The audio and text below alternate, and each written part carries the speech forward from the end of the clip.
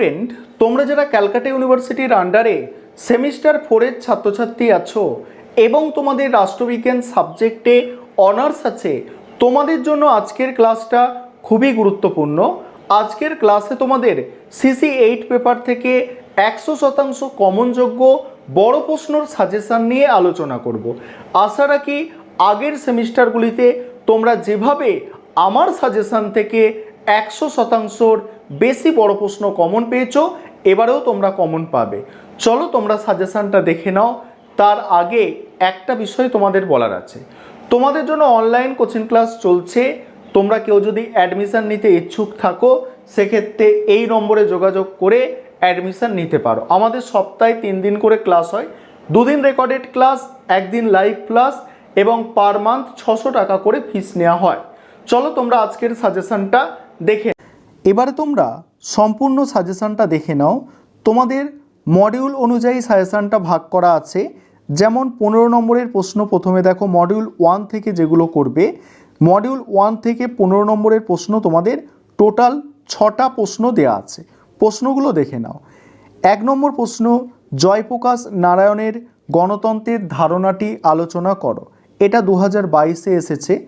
এটা তোমরা জানো যে তোমরা যারা 2024-এ পরীক্ষা দিতে চলেছো, তোমাদের জন্য 2022 সালের প্রশ্নপত্র সবথেকে গুরুত্বপূর্ণ। তাই 2022-এ যে প্রশ্নগুলো পরীক্ষায় এসেছিল সেগুলোর পাশে 2022 লেখা আছে সাজেশানে।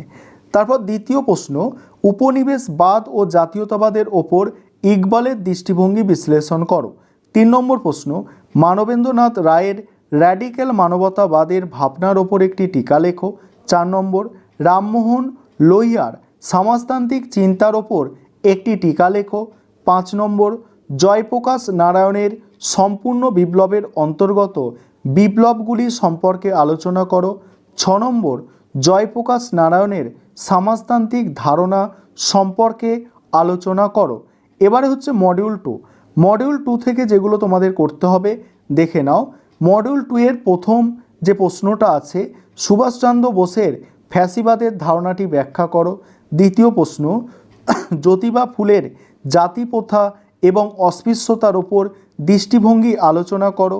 3 নম্বর প্রশ্ন, নেহরুর রাজনৈতিক চিন্তার মূল বৈশিষ্ট্যগুলি কী? 4 নম্বর প্রশ্ন, গণতন্ত্র সম্পর্কে নেহরুর অভিমত আলোচনা করো।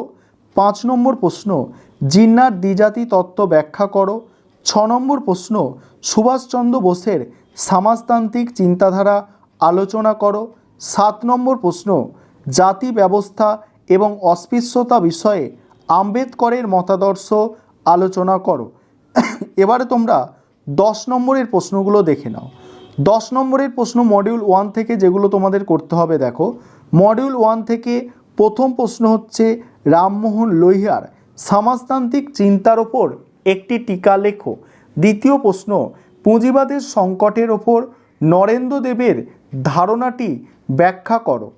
3 নম্বর প্রশ্ন, আচার্য নরেন্দ্র দেবের সমাজতান্ত্রিক চিন্তার ওপর একটি সংক্ষিপ্ত টিকা লেখো।